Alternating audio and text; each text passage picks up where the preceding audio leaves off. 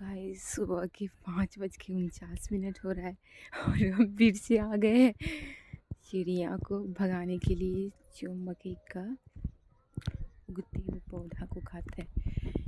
देखिए इसको हम आपको चिड़िया का आवाज़ सुनाते हैं।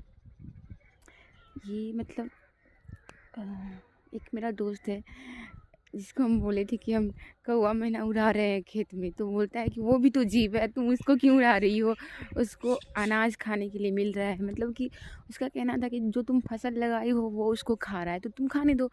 क्योंकि हम हमेशा नॉनवेज के अगेंस्ट जाते हैं, हमेशा मतलब कि हम पहले खाते थे अब नहीं खाते हैं इसलिए।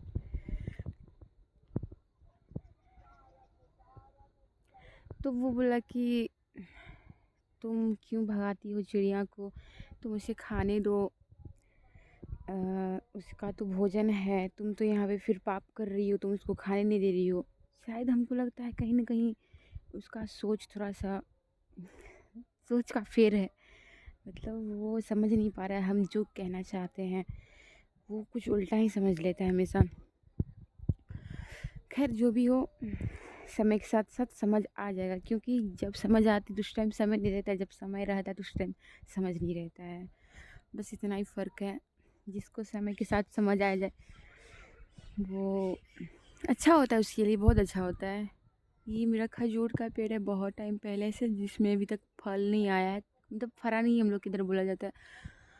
बाकी उधर बरगद का पेड़ है, कुहासा है, और हमको मम्मी बोली है जाओ कौवा मैना उड़ाओ, चारों तरफ घूम घूम के उड़ाओ।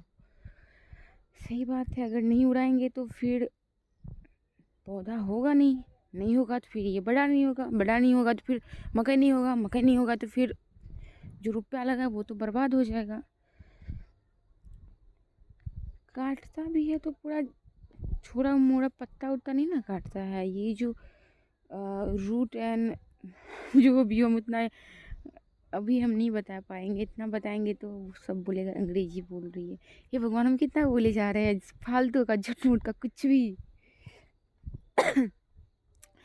मतलब ये जो पत्ता थोड़ा सा लीफ निकला हुआ रहता है उसके और नीचे सबसे रूट के बीच का जो पार्ट होता है वो मीठा होता है, तो चिड़िया उसको ही खाना पसंद करते हैं, इसलिए वो उसे खा लेते हैं।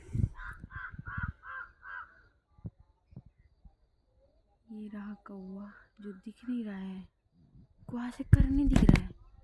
मेरा फ़ोन ख़राब हो गया है। नहीं नहीं, ऐसा नहीं हो सकता है।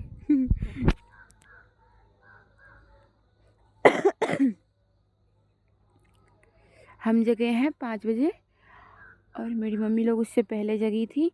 मम्मी का अलार्म 5:05 में जो बजता है वो अलार्म इतना बज रहा था, इतना बज रहा था, हमको फाइनली जगना पड़ा।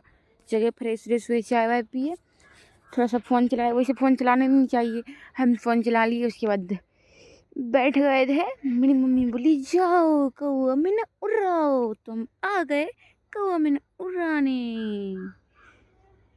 ये रहा हमारा खेत, कौवा मैना डर जाए हमको देख के प्लीज़।